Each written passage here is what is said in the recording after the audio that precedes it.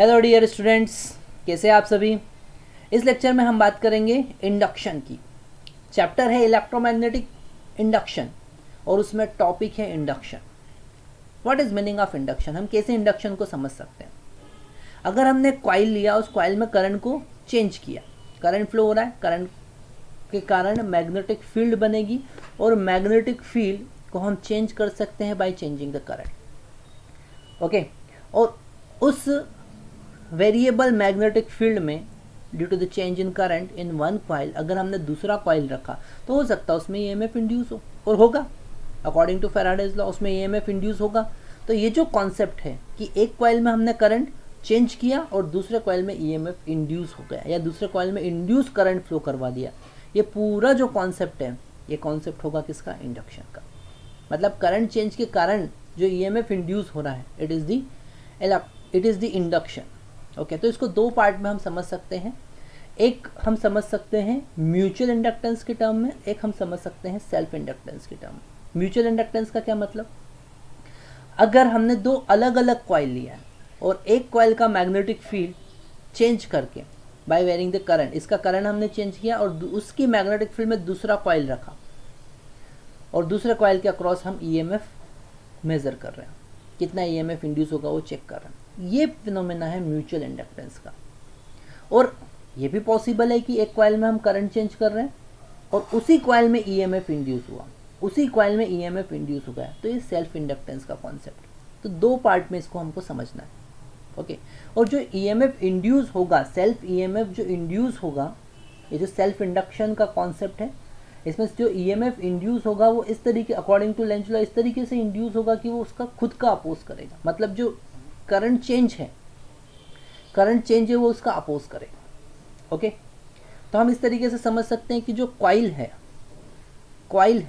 वो करंट का अपोज नहीं करता। मान लेते उसका रेजिस्टेंस, इंटरनल रेजिस्टेंस बहुत कम है, नेग्लिजिबल, तो करंट का अपोज नहीं करेगा, करंट चेंज का अपोज करेगा। Okay, current easily can flow through the coil, but time varying current अगर होगा तो उसमें वो अपोज करेगा। और हम बोल सकते हैं कि कुछ अपोजिशन के कारण एक पैरामीटर हम कंसिडर कर सकते हैं।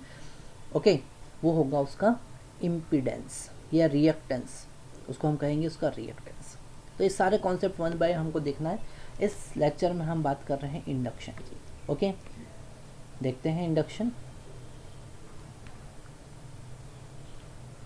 हम बात कर रहे हैं इंडक्शन की। ओके, इंडक्शन का मतलब हम किस तरीके से लिख सकते हैं, इंडक्शन को किस तरीके से डिफाइन कर सकते हैं। When current changes in coil and EMF induce.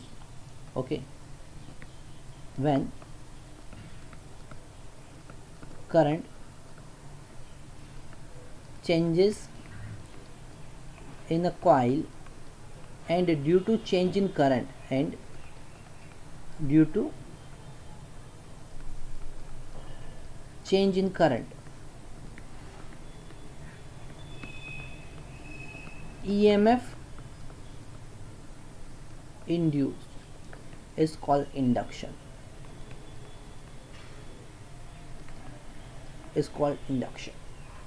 और इस इंडक्शन को हम दो कैटेगरी में डिवाइड करेंगे। एक होगा म्यूचुअल इंडक्शन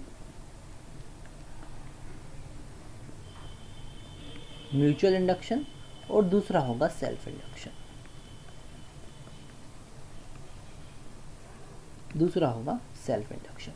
तो फर्स्ट हम बात कर रहे हैं म्यूचुअल इंडक्शन की। ओके, म्यूचुअल इंडक्शन की। ओके, जैसे हमारे पास में एक कॉइल है, कॉइल नंबर 1, क्योंकि यहाँ पर म्यूचुअल इंडक्शन का क्या मतलब, म्यूचुअल इंडक्शन को अगर हम डिफाइन करेंगे तो इसे डिफाइन कर सकते हैं कि एक कॉइल के करंट चेंज के कारण दूसरी कॉइल में ईएमएफ इंड्यूस हुआ। ठीक है, when EMF induce in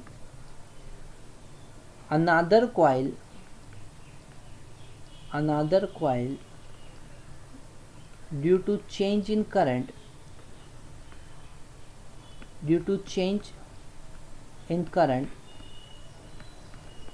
of first coil. A first coil.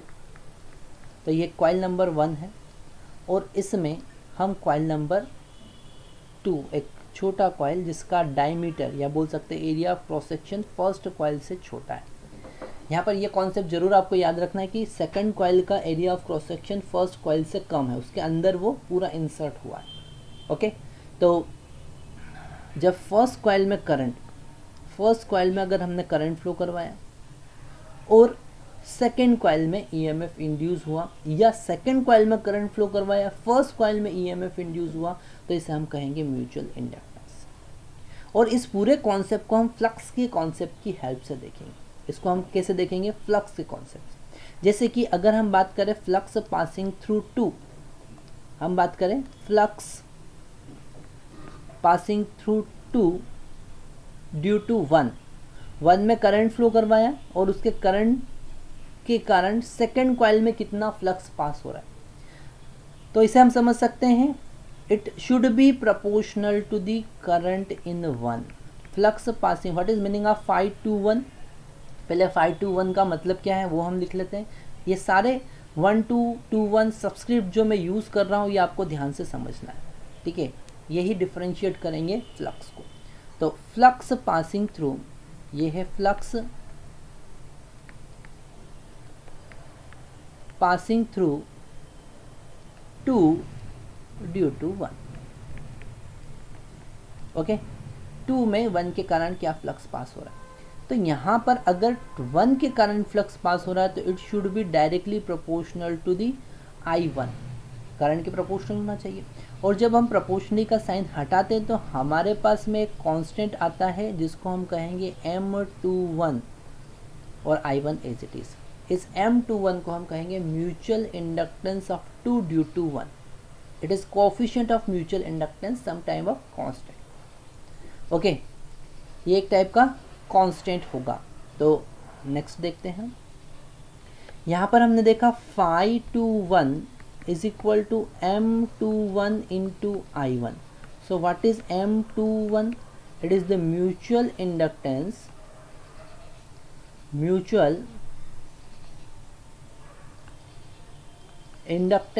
of 2 due to 1. Okay, mutual inductance of 2 due to 1, क्योंकि हम 1 में करंट चेंज कर रहे हैं और 2 में फ्लक्स देख रहे हैं। Okay, same is it is अगर हम बात करें 512 की, मतलब कि flux passing through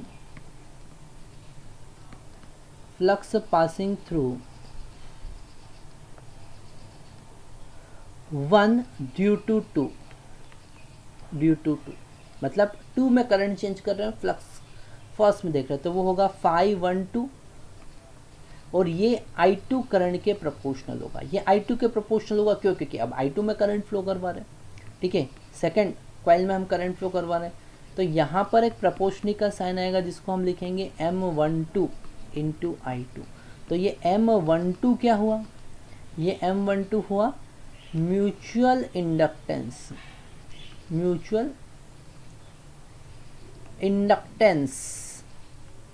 of 1 due to 2। ये ऐसे कह सकते हैं coefficient of mutual inductance, coefficient of mutual induction. Okay, इसका यूनिट और डायमेंशन फार्मूला सभी हमको देखना है 1 by 1, पर पहले इसका फार्मूला हम डिराइव कर लेते हैं, फिर हम डायमेंशन फार्मूला और इसके यूनिट्स की बात करेंगे। पहले फार्मूला डिराइव कर देते हैं। ओके, क्योंकि यहाँ पर सेल्फ इंडक्टेंस और म्यूचुअल इंडक्टेंस का डायमेंशन फार्मूला और यूनिट सेम होता है। डायमेंशन फार्मूला और यूनिट क्या होगा? सेम होगा। तो इसलिए हम पहले उसका डेरिवेशन देख लेते हैं, कॉन्सेप्ट समझ लेते हैं, उसके बाद यूनिट और डायमेंशन फार्मूले की बात करेंगे। ठीक है, तो सबसे पहले हम बात कर रहे हैं M21। सबसे फर्स्ट हम बात कर रहे हैं M21। First we are talking about M21 मतलब कि हमारे पास में फर्स्ट कॉइल है, इसमें करंट I1 फ्लो करवाया और सेकेंड कॉइल में हम फ्लक्स की बात कर रहे हैं।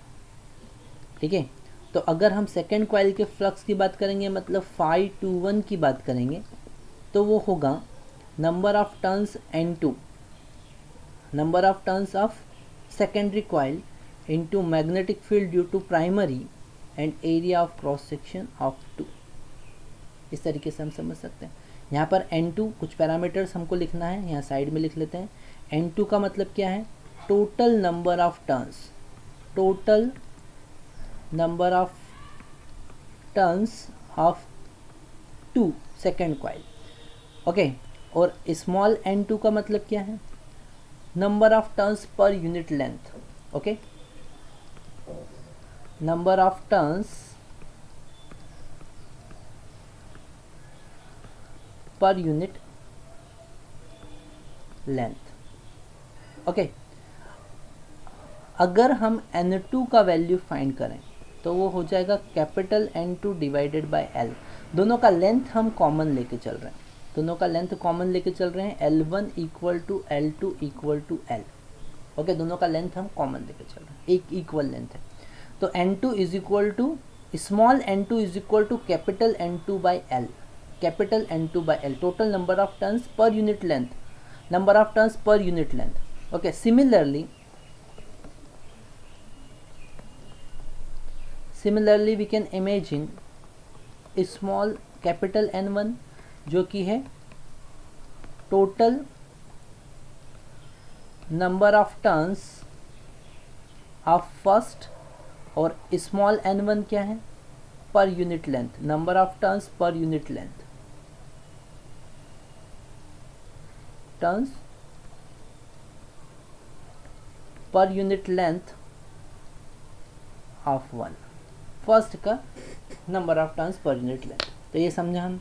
B1 की बात करें तो B1 को हम लिख सकते हैं, ये B1 का फार्मूला देखने के लिए आपको एम्पियर सर्किट लॉ को समझना पड़ेगा, और उसके लिए आपको कुछ लेक्चर्स देखना पड़ेंगे, मैग्नेटिक इफेक्ट ऑफ करंट, और इसमें एक टॉपिक मिलेगा ampere circuit law, N1 mu naught I1। Okay, B1 का वैल्यू होगा N1 म्यू नॉट I1। इसका वैल्यू यहाँ पे पुट करेंगे तो φ21 हमको मिला capital N2 small n1 mu naught I1 और एरिया ऑफ 2। ओके, इस एरिया ऑफ 2 को मैं A ही लिख देता हूँ।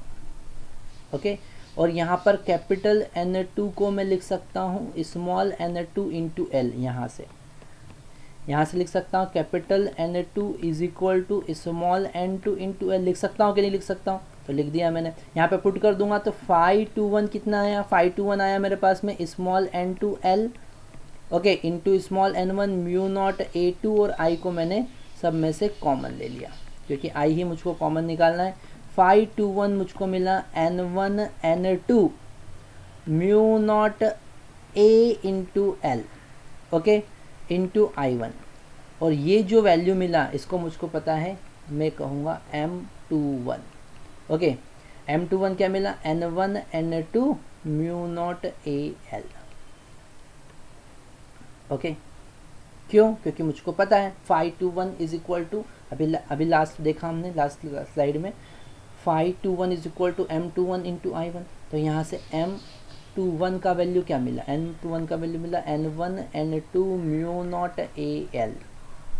ओके, ये म्यू नॉट क्या है हमको पता है, परमेबिलिटी है ना, mu naught permeability of free space है, L हमको कॉमन लेंथ, और A उनका कॉमन क्रॉस सेक्शन एरिया। इस तरीके से हमने ये फार्मूला डिराइव कर लिया। Okay, mutual inductance of 2 due to 1। Similarly we can find inductance of 1 due to 2। Okay, अब हम बात करेंगे तो हमारे पास में, अब हम प्राइमरी कॉइल में फ्लक्स फाइंड कर रहे हैं और सेकेंडरी कॉइल में करंट चेंज कर रहे हैं, करंट फ्लो करवा रहे हैं सेकेंडरी कॉइल में I2। ओके, तो यहाँ पर सारे कॉन्सेप्ट को समझने के लिए हमको φ12 निकालना पड़ेगा, N1 ड्यू टू 2, और इसके लिए क्या करना पड़ेगा? Total number of turns 1, magnetic field of 2, and area of cross section किसका लेंगे? तो हमको common area of cross section लेना है। ध्यान से समझना है आपको, ये जो बड़ा वाला कॉइल है प्राइमरी कॉइल उसका एरिया है और ये छोटा वाला जो कॉइल है उसका एरिया है। तो यहाँ पर इस केस में फील्ड ही सेकेंड कॉइल से पास हो रही है, जो मैंने शेडेड एरिया बनाया है उससे ही फील्ड पास हो रही है। तो आप बड़ी वाली कॉइल का एरिया कैसे ले सकते हो, how you can take area of first coil, because flux is passing through only second coil, so you have to take common area only, you have to take common area only in this case, so we are taking A only. Now what is B2? You know very well what is B2. It is mu naught I2 into A. Oh sorry, it is mu naught I2 into small n2. थोड़ा सा इसको सही से लिख लेते हैं, n2 mu naught I2. Okay, अब second coil में करंट फ्लो हो रहा है, तो यहाँ पर flux in first due to 2 will be capital N1 small n2 mu naught I2. Okay, यहाँ पर ये थोड़ा सा कंफ्यूजन हो सकता है, sir how you can use directly this formula. ये फार्मूला चेक करने के लिए आपको मैग्नेटिक इफेक्ट ऑफ करंट का टॉपिक एम्पियर सर्किट लॉ और उसका एप्लीकेशन है magnetic field due to solenoid, वहाँ से आपको चेक करना पड़ेगा। एरिया एज इट इज़, ठीक है। तो 512 इज इक्वल टू, इस कैपिटल एन को मैं क्या लिख सकता हूँ, कैपिटल एन को मैं लिख सकता हूँ कैपिटल N1 को small n1 into length, okay, total number of turns. तो यहाँ पर स्मॉल n1 इंटू एल लिख दिया मैंने, n2 as it is, mu naught as it is, A as it is, और करंट I को बाहर ले लिया, I2 बाहर ले लिया, ठीक है। तो 512 मुझको मिला N1 N2 mu not a into L into I2, और इसको मैं क्या लिखूँगा, इसको लिखूँगा M12, okay, M12 into I2, जैसे पहले हम डिफाइन कर चुके हैं, M12, ओके। तो M12 का वैल्यू क्या आया, अरे ये तो सेम ही आया, N1 N2 mu not a into L, ये तो वही आया जो 2 का 1 के कारण था। तो यहाँ से एक और कॉन्सेप्ट, हमेशा ऐसा नहीं होता, इसी केस में ऐसा हुआ है कि M12 इक्वल टू M21, इसी केस में हमेशा ऐसा नहीं करना आपको कि दो कॉइल कोई भी रखा हुआ और उसमें आप उनके फ्लक्स को, उनके म्यूचुअल इंडक्टेंस को इक्वल कर दो, ओके, ऐसा पॉसिबल नहीं है, इसी में पॉसिबल है स्पेशल केस। तो हम यहाँ से प्रूव कर सकते हैं कि mutual inductance of coil 1 due to 2 is equal to 2 due to 1, ये प्रूव भी कर सकते हैं, ओके।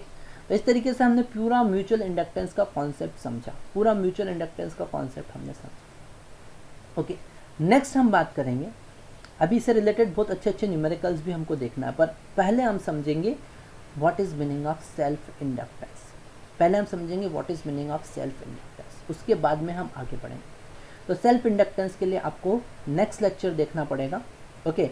नेक्स्ट लेक्चर में हम सेल्फ इंडक्टेंस की बात करेंगे, सेल्फ इंडक्टेंस कैसे फाइंड करते हैं उसकी बात करेंगे, और उसके साथ में जो इंडक्टेंस एक पैरामीटर हमको नया मिला है उसकी यूनिट की बात करेंगे, ओके। यूनिट और डायमेंशन फार्मूला जो कि बहुत ज़्यादा इंपॉर्टेंट, डायमेंशन फार्मूला तो बहुत ही ज़्यादा इंपॉर्टेंट है for JEE point of view and NEET point of view, क्योंकि उसमें डायरेक्टली न्यूमेरिकल आए हुए हैं, तो आपको लास्ट नेक्स्ट लेक्चर बिल्कुल भी मिस नहीं करना, तभी आपका इंडक्टेंस का कॉन्सेप्ट पूरा कवर होगा, ओके। सो इस लेक्चर के लिए बाय बाय, फिर मिलते हैं, थैंक यू वेरी मच।